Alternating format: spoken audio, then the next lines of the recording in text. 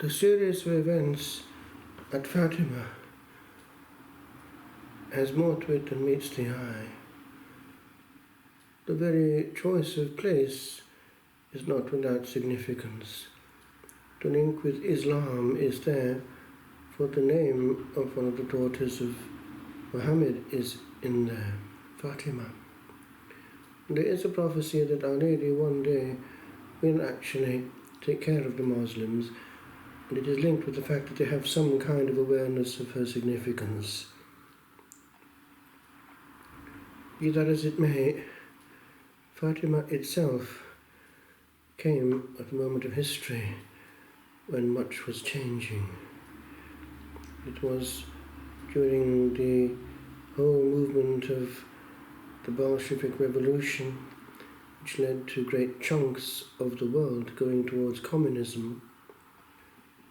And of course we have the reference to it indirectly, that Russia risked spreading its errors throughout the world.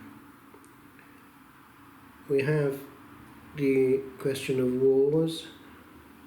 They were to pray for peace, and this war then was going to come to an end, but alas, it seems that quite a few of the soldiers had not been saved, and they were shown hell, the place where sinners go.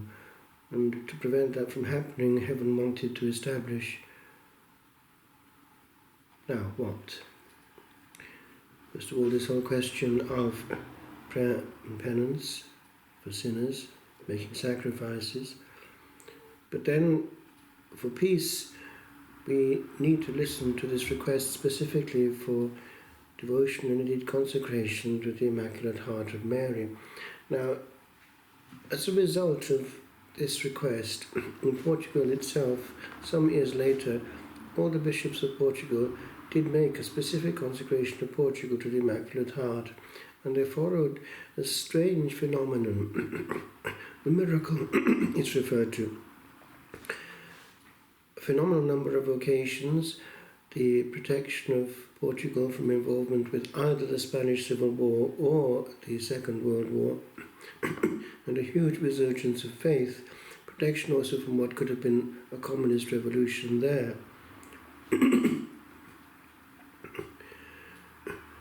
And this, it would seem, was to be a foretaste of what heaven had in mind with regard to the whole world.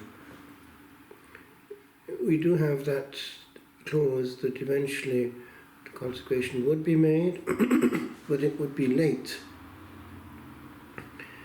And we have also the fact that Russia one day would be converted as a result of it, that a time of peace would follow for the world. But we have the link between sin and war, for if we didn't listen, we were told there would be another war. And actually even the time when it would come, the actual pontiff is mentioned, even though he's not yet reigning. And of course this sign in the sky, which was seen all over the world, at least in this hemisphere, and it was a sign that there was something awful to come. And the Second World War did come. We have not listened sufficiently. So we can take from this there is a link between cause and effect. Serious sin leads to an imbalance on the level of the cosmos.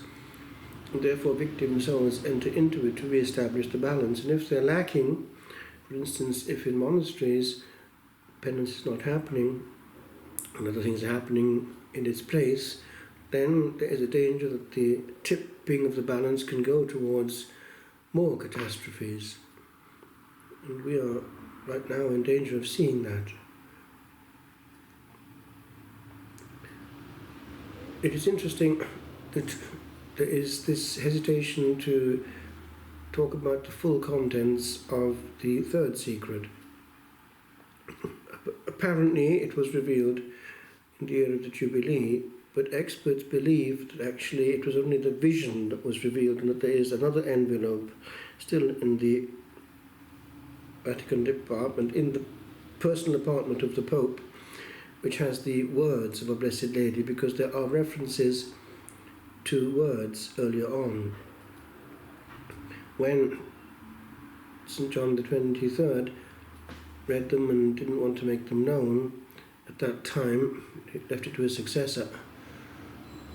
The Vatican did make known that the words of the Blessed Virgin will probably never be made known. In other words, there are words. So the Vatican's own admission is there.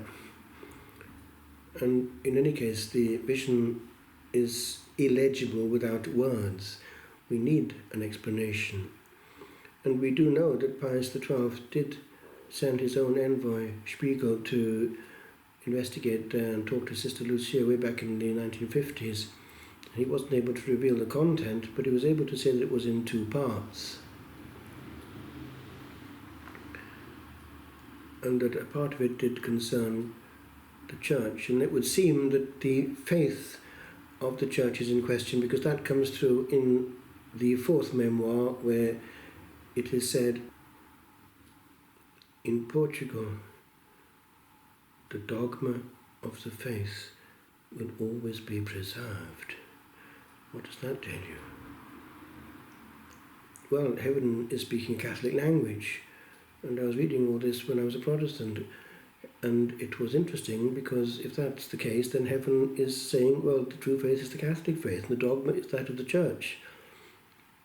It's interesting how this series of things came out of the blue when I was in a very Protestant part of the Wales. It was actually at Llanfyllin, and reading Catholic books which were coming out of the library, I couldn't believe my eyes when I saw this.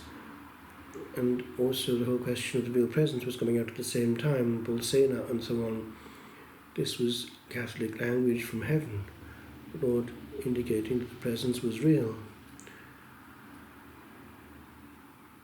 Our Lady does appear and reappear when the earth is in crisis. And she's doing so also in our time, but how many of us are actually listening? We need to be careful not to think that we know better than Our Lady.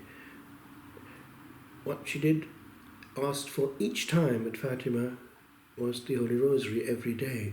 That we can do. And if we're doing it, we want to do it well.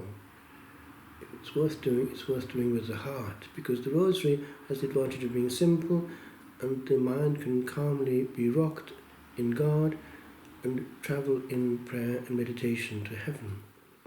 It's biblical, and been made even more so by John Paul II, Our Lady's Pope precisely. Fatima is for our time.